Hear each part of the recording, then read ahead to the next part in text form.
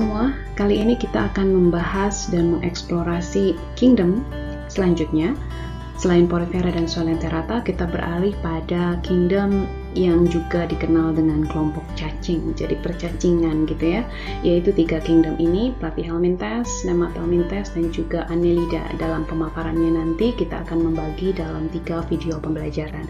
Nah, yang akan kita pelajari tentu saja eksplorasi worm galore. Jadi memang jenis filum-filum ini familiar dikenal sebagai cacing gitu ya.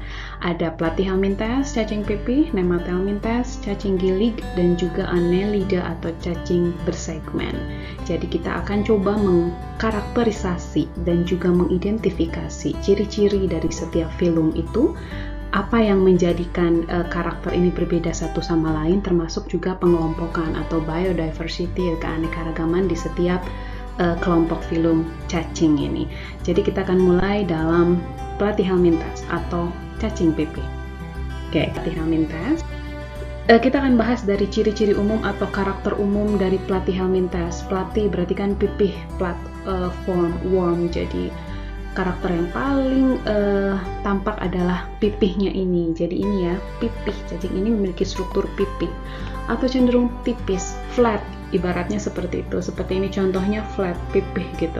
Kemudian memiliki simetris bilateral. Coba diingat kembali apa prinsip dari simetris bilateral. Jadi memiliki satu sumbu tubuh yang bisa membagi, kedua strukturnya sama besar.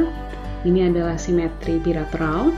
Kemudian triploblastik. Nah, jadi kita sudah bergerak ke karakter Animalia Kingdom yang triploblastik, yaitu memiliki 3 lapisan tubuh, 3 body layer. Kita flashback sedikit ke Porifera dan Coelenterata yang memiliki 2 lapisan tubuh. Nah, yang ini sudah punya 3 lapisan tubuh, triploblastik. Lapisan teratas adalah ectoderm, lapisan pertama, kemudian lapisan tengah, mesoderm, dan juga endoderm. Kita cek di gambar. Jadi ini adalah triploblastik, karakter dari triploblastik. Jika kita bisa identifikasi lebih jelas lagi, kita bisa mengenali lapisan paling luar yaitu ectoderm, lapisan paling dalam endoderm, dan mesoderm. Jadi ini the real body layer, lapisan tubuh sebenarnya, bukan lagi mesoglea seperti Porifera dan Coelenterata, tapi ini merupakan lapisan tubuh. Ada 3 lapisan tubuh. Nah, karakter selanjutnya dari organisme-organisme yang memiliki lapisan tubuh adalah kita bisa mengidentifikasi rongga tubuhnya. Nah, untuk Platyhelminthes ini termasuk yang triploblastik, tetapi belum memiliki rongga tubuh. Rongga tubuh itu apa sih? Rongga tubuh itu adalah bagian atau struktur yang biasanya menghubungkan antara satu lapisan dengan lapisan. Nah, untuk struktur yang ini, kita lihat triploblastiknya betul-betul berupa lapisan yang berurutan dari ekto, meso, dan endo. Dan di antara si lapisan-lapisan tersebut tidak ada tuh yang namanya rongga. Ini semua memang termasuk lapisan tubuh. Sehingga Platyhelminthes dikenal dengan triploblastik acelomata. Kemudian kita bisa lihat di sini ada digestive cavity atau rongga pencernaan. Terus apa itu? Apakah itu bukan rongga tubuh? Nah, ini merupakan saluran pencernaan. Jadi nanti kita akan lambat laun mengidentifikasi jadi apa maksudnya rongga tubuh dalam makhluk hidup, khususnya di kingdom Animalia ini sendiri. Kingdom Animalia memiliki karakter yang luas dari diplo ke triplo, yang nanti di triplo ini kita bisa bedakan apakah dia berselom, apakah dia memiliki rongga tubuh atau dia tidak memiliki rongga tubuh seperti Platyhelminthes, atau bahkan ada yang rongga tubuh semu. Jadi ini diingat-ingat dulu nih, struktur Platyhelminthes tidak memiliki rongga tubuh, artinya dia tidak ada rongga-rongga yang berada di antara lapisan tubuhnya, di antara lapisan tubuh. Kalau digestive cavity yang kita lihat di sini, posisinya itu kan tidak berada di antara ekto, endo, atau meso yang dia miliki ya, jadi bukan merupakan rongga tubuh. Ciri berikutnya adalah hermaprodit. Kita juga pernah membahas istilah hermaprodit, itu berarti memiliki 2 kelamin dalam satu tubuh. Seks jantan dan betina kita dapat temukan dalam satu organisme. Nah, kemudian ini sangat berkaitan dengan struktur acelomata nih yang berikutnya, yaitu memiliki sistem organ yang sederhana. Kita bisa mengidentifikasi sebagai contoh, sistem pencernaannya sederhana, punya mulut, faring, usus, dan tanpa anus. Kemudian respirasinya juga terjadi secara difusi dan bisa hidup secara bebas atau parasit. Jadi keanekaragaman atau spektrum hidupnya bisa secara bebas atau mungkin parasit. Setelah mengetahui karakter atau ciri umum dari platyhelminthes, kita akan mengeksplorasi klasifikasi atau pengelompokan dari filum ini. Sebagaimana kita ketahui di taksonomi bahwa yang namanya kingdom sebagai taksonomi tertinggi itu di bagian tingkat takson yang di bawahnya adalah filum. Nah, maka setelah kita mempelajari karakteristik dari filum platyhelminthes ini dalam pengelompokan, filum ini dibagi menjadi kelas-kelas. Nah, yang akan kita eksplorasi adalah 3 kelas dari filum platyhelminthes. Ini penting banget untuk kita juga kembali memahami tingkat taksonomi. Filum platyhelminthes terbagi menjadi 3 kelas, yaitu kelas Turbellaria, kelas Trematoda, dan kelas Cestoda. Turbellaria akan kita bahas adalah salah satu contohnya planaria yang hidup bebas. Kita bisa menemukan planaria di air tawar dan planaria di air laut. Planaria yang berada di perairan laut yang umumnya memiliki warna yang cantik, berwarna-warni, colorful. Kemudian salah satu contoh Trematoda yang akan kita bahas adalah cacing isap, yaitu Fasciola hepatica di sini yang sifatnya parasit. Fasciola hepatica artinya organisme ini merupakan jenis parasit yang ditemukan di hepar. Hepar adalah hati ya. Dan kelas yang ketiga adalah Cestoda. Ini parasit juga, yaitu cacing pita. Cacing pita yang mungkin sering kita dengar merupakan salah satu jenis cacing yang habitatnya adalah di daging gitu ya, bisa di daging babi atau di daging sapi. Nah, ini akan kita eksplorasi lebih lanjut dalam kaitannya dengan klasifikasi platyhelminthes. Kita mulai dari Turbellaria. Seperti yang tadi dibahas, bahwa Turbellaria adalah jenis cacing pipih yang free living, artinya hidup bebas. Walaupun ada beberapa planaria ini yang bersifat parasit, seperti contohnya ini parasit terrestrial planaria, tapi umumnya tidak bersifat parasit. Seperti kita lihat, dan variasinya pun cukup beragam dengan ukuran yang beragam juga. Melalui slide ini kita akan melihat dan mengenali struktur tubuh dari planaria sp. Kita dapat mengidentifikasi melalui ilustrasi yang tersedia bahwa planaria sp memiliki beberapa organ yang tentu saja melengkapi sistem tubuhnya. Yang pertama kita bisa lihat di sini ada mulut yang tersambung atau terhubung dengan sebuah faring dan berlanjut pada saluran pencernaan. Dengan mengidentifikasi 3 organ ini, kita dapat lihat ketiganya merupakan bagian dari sistem pencernaan. Masih ingat bahwa sistem pencernaan dari keluarga atau filum platyhelminthes ini termasuk pencernaan yang sederhana karena memang punya mulut, punya faring, punya saluran pencernaan yang berfungsi untuk mencerna makanan tapi tanpa anus. Nah, nanti ini menarik nih. Bagaimana proses pengeluaran sisa pencernaannya jika tidak ada anus? Kita akan bahas itu.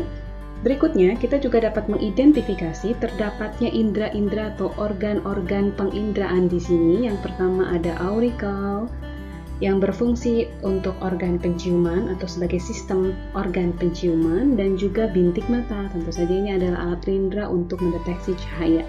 Cahaya sangat penting sekali untuk kehidupan planaria karena pada dasarnya planaria ini menyukai yang gelap. Jadi bisa jadi cahaya itu sebagai sebuah rangsang pergerakan planaria. Yang keduanya ini terhubung dalam sebuah sistem ganglion atau sistem saraf. Jadi dengan kata lain, yang merah tadi kita tandai sebagai bagian dari sistem pencernaan, sedangkan yang biru kita tandai sebagai bagian dari sistem penginderaan. Dan tidak usah khawatir, kita pun akan mengeksplorasi protonefridia sebagai saluran yang menghubungkan pori-pori yang kita sebut juga dengan sel api, yang merupakan bagian dari sistem ekskresi. Kita akan lihat bahwa ternyata sistem ekskresi ini pun sangat berhubungan atau mendukung sistem pencernaan sederhana yang dimiliki oleh planaria itu sendiri. Ini adalah ilustrasi lain yang kita harapkan kita bisa semakin memahami struktur sederhana dari planaria itu sendiri. Tampak berbeda, pada dasarnya sama gitu ya. Kita bisa mengenali ada mulut, kemudian ada faring di sini, ada saluran pencernaan atau intestine, dan juga sistem penginderaan. Dan ini adalah sistem reproduksi yang dapat kita identifikasi dari planaria. Planaria termasuk organisme hermaprodit, menghasilkan 2 macam gamet. Namun, walaupun planaria punya kemampuan untuk menghasilkan gamet jantan dan gamet betina dalam satu tubuh gitu ya, tetapi kedua gamet ini tidak pernah bisa saling membuahi. Artinya, untuk dapat bereproduksi, planaria tetap harus menemukan planaria lain untuk dapat saling membuahi. Jadi bisa jadi satu planaria menghasilkan ovum dan menyumbangkan ovum dalam proses perkawinan itu, dan yang lainnya adalah sperma.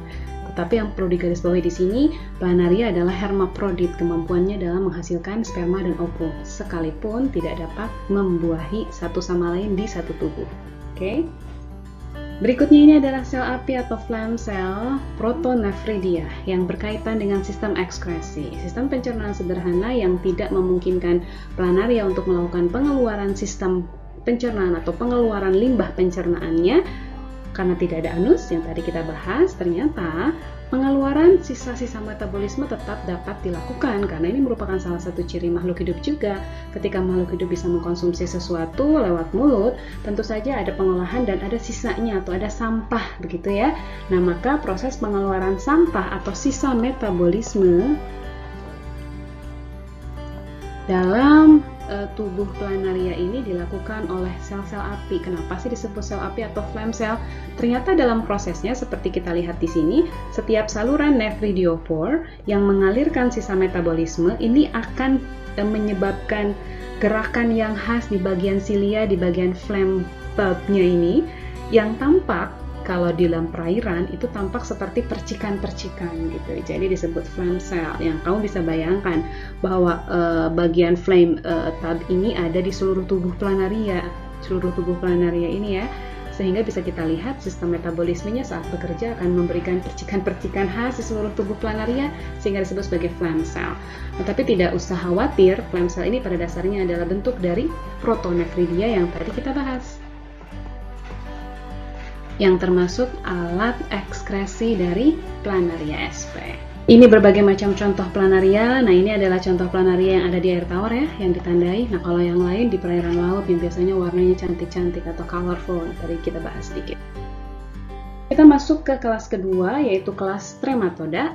Nah, ini sedikit mengerikan, tanda kutip, karena trematoda ini termasuk jenis organisme platyhelminthes yang bersifat parasit, antara lain berada di darah atau sistem peredaran darah manusia atau kemudian di hati ya, di organ hati yang kita bisa lihat di sini.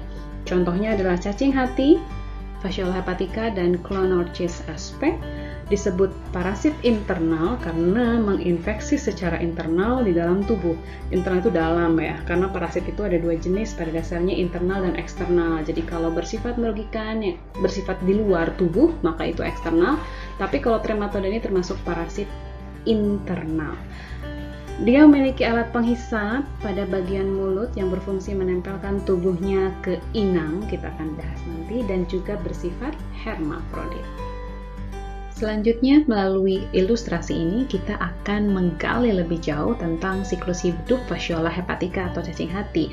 Jadi kita akan cari tahu bagaimana sifat parasit atau internal parasit dari Fasciola hepatica ini. Sebagaimana kita lihat, Fasciola hepatica disebut Fasciola hepatica karena berarti dia merupakan jenis parasit yang tinggal di organ hati gitu ya. Kita akan mulai dari hewan ternak ini nih. Jadi kalau kita perbesar di bagian hati atau di bagian heparnya, ternyata sudah ada Fasciola hepatica nih di sini ya, sudah ada di sana, sudah menjadi parasit nih.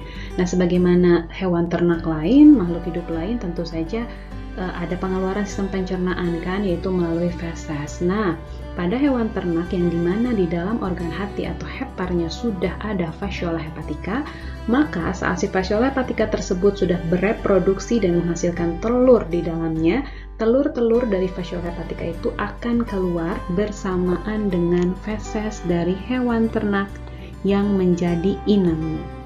Jadi feses tinjanya itu mengandung telur Fasciola hepatica. Nah, pada kondisi yang cocok, telur tersebut akan berubah menjadi larva bersilia. Kondisi cocok apa sih yang bisa mendukung telur Fasciola hepatica untuk tumbuh menjadi larva?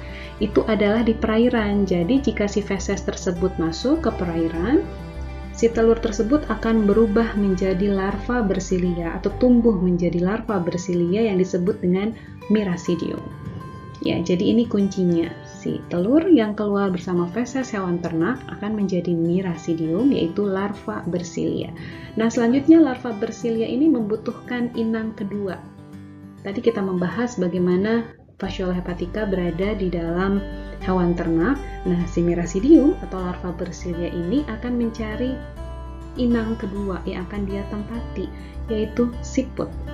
Jadi Miracidium ini akan masuk ke siput dan di sanalah dia akan berkembang. Artinya jika Miracidium tidak menemukan siput, tidak akan tumbuh dong ke stage selanjutnya, iya. Karena memang karakteristik setiap parasit itu umumnya memiliki inang yang spesifik. Dan kebetulan di Fasciola hepatica ini kita bisa take note-nya bahwa dia memiliki 2 inang. Inang pertama adalah di sini hewan ternak, dan dia juga memerlukan inang kedua untuk pertumbuhan Miracidiumnya, yaitu siput. Ada 2 inang. Selanjutnya Miracidium akan berkembang menjadi apa? Tahap perkembangan selanjutnya yang lebih kompleks dari Miracidium adalah Sporosista, Redia, dan juga Cercaria. Ketiganya terjadi dalam tubuh siput. Ya. Nah, berikutnya apalagi nih yang dialami? Cercaria akan berkembang menjadi sebuah larva yang memiliki flagel atau memiliki silia yang panjang strukturnya seperti kita lihat di sini, yang mana dia punya kemampuan untuk berenang. Oke. Dalam bentuk Cercaria ini dapat keluar gitu ya, dapat keluar dan kemudian berenang di air, dan dia dapat menempel dalam telur-telur siput.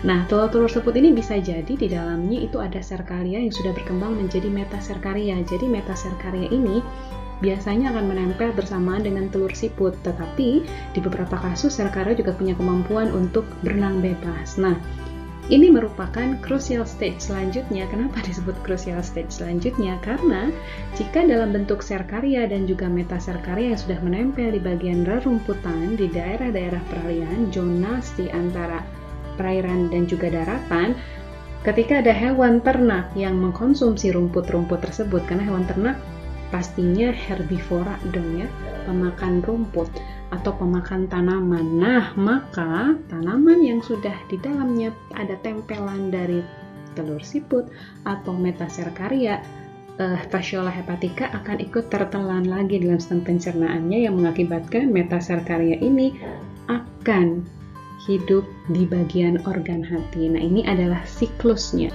Jadi kita bisa simpulkan dari cacing hati dewasa akan menghasilkan telur, dari telur akan menjadi Miracidium, dari Miracidium akan menjadi Sporosista, dari Sporosista akan menjadi Redia, Cercaria, kemudian Metacercaria. Kita akan berikan highlight yang penting di sini ya. Jadi di sini adalah cacing Fasciola hepatica dewasa yang kemudian akan meneteskan telur. Telur berkembang menjadi larva Miracidium. Miracidium berkembang menjadi Sporosista, menjadi Redia, menjadi Cercaria, dan Cercaria menjadi Metacercaria, yang jika secara tidak sengaja dapat kembali lagi ke hewan ternak yang mengkonsumsi tumbuhan di mana di dalamnya sudah menempel Metacercaria. Ini adalah pembahasan dari yang tadi kita sudah eksplorasi bersama. Kamu bisa menggunakan slide ini untuk merefresh atau mereview apa yang sudah kita diskusikan di awal. Penjelasannya pada dasarnya sama, telur berkembang menjadi Miracidium, Sporosista, Redia, Cercaria, Metacercaria, dan juga cacing dewasa. Yang perlu kamu highlight di sini adalah perkembangan Sporosista, Redia, dan juga Cercaria terjadi di tubuh siput. Nah, untuk telur, di mana telur pastinya pada cacing pita dewasa. Nah, perlu juga nih kita pahami bahwa ada fase-fase di mana cacing pita ini berada di alam terbuka, yaitu di perairan, yaitu Miracidium. Pada waktu Miracidium. Nah, dan kemudian pada waktu Metacercaria. Adapun telur dan cacing dewasa berada di tubuh organisme, kecuali saat telur itu dikeluarkan lewat feses. Nah, telur pastinya sudah masuk ke perairan untuk berkembang menjadi Miracidium. Kita masuk di kelas terakhir dari Platyhelminthes, yaitu kelas Cestoda. Sebagaimana kelas Dermatoda, kelas ini merupakan jenis kelas parasit internal. Kita ambil contoh yaitu cacing pita, Taenia sp. dikenal sebagai parasit pada babi, ikan, sapi yang juga dapat menginfeksi manusia. Wah, ngeri ya. Kita akan lihat struktur pipihnya. Gambar di sini pun mewakili sifat pipih dari cacing pita ini, yang mana dilengkapi dengan kepala yang disebut juga dengan scolex nih, bagian kepala. Dan yang khasnya adalah struktur proglotid. Sebelum masuk ke proglotid, kita lihat bahwa scolex pada cacing pita itu memiliki yang namanya heksakan.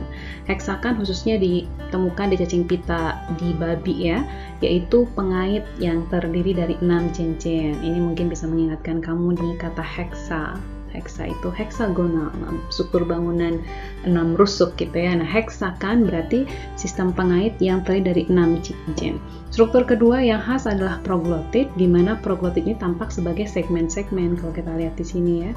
Ini segmen-segmen nih yang kita kenal dengan istilah proglotid, yang sebenarnya bisa memanjang ya. Dan struktur proglotid yang semakin memanjang ini, di dalamnya terdapat alat kelamin. 2 jenis alat kelamin, sehingga kita kenal cacing pita yang bersifat hermafrodit. Adapun proglotid yang paling ujung itu memiliki telur di dalamnya yang dapat dikeluarkan bersamaan dengan feses. Gambar yang lebih jelas dari sebuah proglotid pita ini SP gitu ya. Dan kita mengenal ada 2 jenis Taenia yang umum, yaitu Taenia saginata pada sapi dan Taenia solium pada babi. Nah, ini semoga kalian bisa mengenali istilah-istilah ini perbedaannya. Taenia solium adalah spesies dari cacing pita yang ditemukan pada babi, berarti inangnya babi nih. Kalau Taenia saginata, inangnya adalah sapi. Ini struktur yang lebih jelas dari sebuah proglotid. Jangan lupa bahwa dalam sebuah struktur proglotid terdapat sperma ovum gitu ya, yang merupakan alat reproduksi. Di dalamnya dapat ditemukan sperma dan ovum, dan ini adalah struktur scolex yang tadi kita sebut. Scolex itu bagian kepala yang di bagian ujungnya ada yang namanya heksakan pengait gitu, di bagian depan. Nah, scolex ini digunakan untuk mengaitkan diri pada inangnya. Kalau kita lihat struktur di sini yang lebih jelasnya lagi dari cacing pita, nih kita akan coba lihat. Nah, jadi proglotid itu bisa sangat memanjang gitu.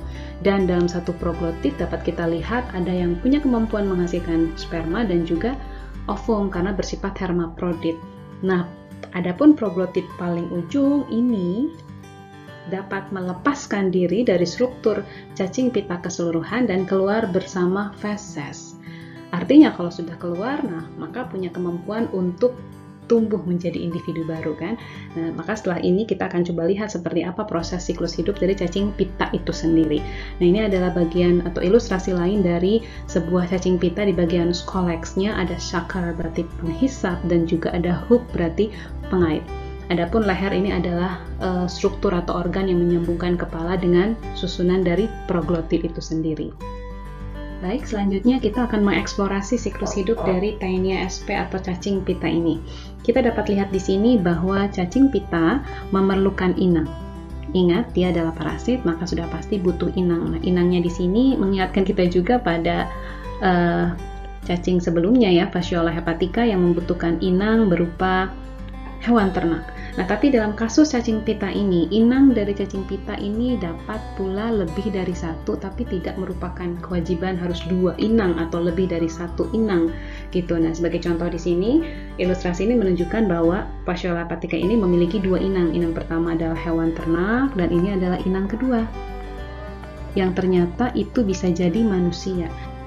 Kita mulai dari hewan ternak dulu, di mana cacing pita dewasa dengan skolek dan kelengkapan lainnya dari sebuah cacing pita dapat hidup di jejaring otot gitu. Jadi dia tinggalnya di jejaring otot. Jejaring otot itu tidak lain adalah daging ya. Jadi daging itu ya otot gitu, bagian otot dari makhluk hidup, di mana di sini adalah hewan ternak.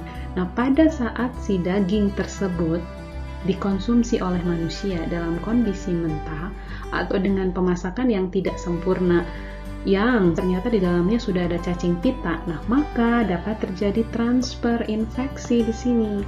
Maka ini mengingatkan kita betapa pentingnya kita menjaga atau memilah-milih gitu ya, apa yang kita konsumsi.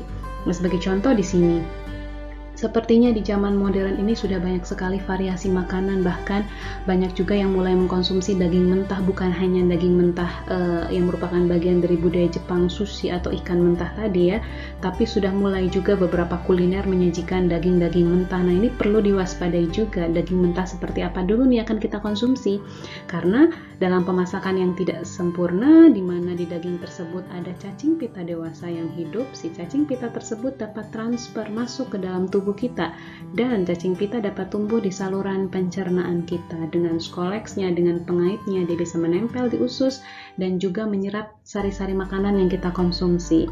Dan pada titik pertumbuhan yang sudah sempurna, cacing pita dewasa yang sudah berada di inang kedua, yaitu manusia, dapat melepaskan segmented proglotidnya seperti bagian ini.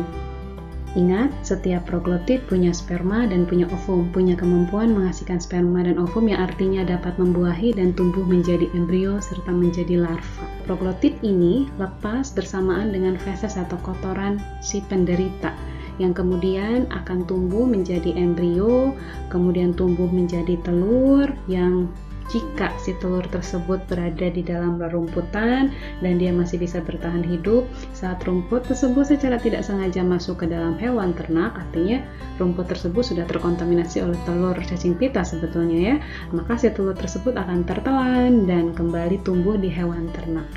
Nah, ini dia siklus hidup dari Taenia sp. Nah, bagaimana proses tumbuhnya telur tersebut di dalam hewan ternak akan kita bahas pada slide selanjutnya. Kita mulai dari proglotit. Jadi di slide ini kita akan review dan refresh kembali terkait dengan siklus hidup dari Taenia sp. Jadi proglotit yang dilepaskan bersamaan dengan kotoran dari penderita yang bisa jadi hewan ternak tersebut atau manusia. Berarti kalau kotoran tersebut keluar dari manusia, berarti manusia sebagai inang kedua ya. Inang pertamanya tetap hewan ternak gitu. Nah, maka proglotit tersebut akan tumbuh menjadi embrio, tadi dijelaskan, kemudian menjadi larva ya. Nah, dalam tahap ini jika kembali tertelan oleh ternak dalam kondisi apa yang tadi si telurnya itu ada di rumput, yang kemudian babi atau sapi atau hewan ternak ini mengkonsumsi rumput tersebut, nah maka otomatis si proglotit yang sudah ada di dalam rumput tersebut akan masuk ke dalam tubuh babi atau sapi dan menjadi larva yang lebih kompleks. Larva di sini disebut sebagai heksakan atau onkosfer karena di tahap awal pertumbuhan larva ini sudah mulai kelihatan tuh kemampuannya untuk mengaitkan diri di inang dengan dilengkapi heksakan atau onkosfer.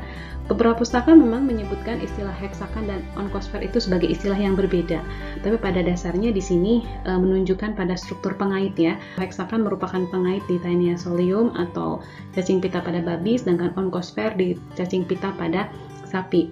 Jadi pada dasarnya ini struktur yang sama, yaitu ciri khasnya adalah pengait. Nah, berikutnya struktur larva yang sudah memiliki heksakan atau onkosfer ini punya kemampuan menembus dinding usus dan tiba di jejaring otot atau yang kita kenal dengan istilah daging dan tumbuh menjadi larva lebih kompleks lagi yang dikenal dengan istilah Cysticercus. Nah, dalam kondisi Cysticercus inilah merupakan tahap awal mula perkembangan cacing pita untuk menjadi cacing pita yang lebih dewasa. Jadi dia sudah dilengkapi dengan skolek tandanya, kemudian punya segmented proglotik yang bisa memanjang dan bertambah. Nah, di tahap inilah ini sudah sempurna nih proses reproduksinya atau siklus hidup dari sebuah cacing pita. Adapun cacing pita dewasa ini tentu saja dapat kita temukan di daging tadi yang dapat kita sambungkan dengan penjelasan sebelumnya. Dalam kondisi cacing pita dewasa yang sudah berada di daging inilah yang dapat atau memungkinkan terjadinya transfer parasit lewat konsumsi atau lewat kegiatan makan gitu. Sekali lagi ini mengingatkan kita betapa pentingnya melakukan pemilihan makanan, menyediakan makanan, menyajikan makanan gitu ya, yang baik, karena dengan treatment atau perlakuan yang tidak tepat, makanan yang kita makan justru akan memberikan masalah atau penyakit di dalam tubuh kita. Oke, dengan berakhirnya penjelasan mengenai Taenia ini, maka berakhir pula penjelasan kita dalam Platyhelminthes, dan kita akan bertemu di video pembelajaran selanjutnya yaitu Nemathelminthes. Terima kasih.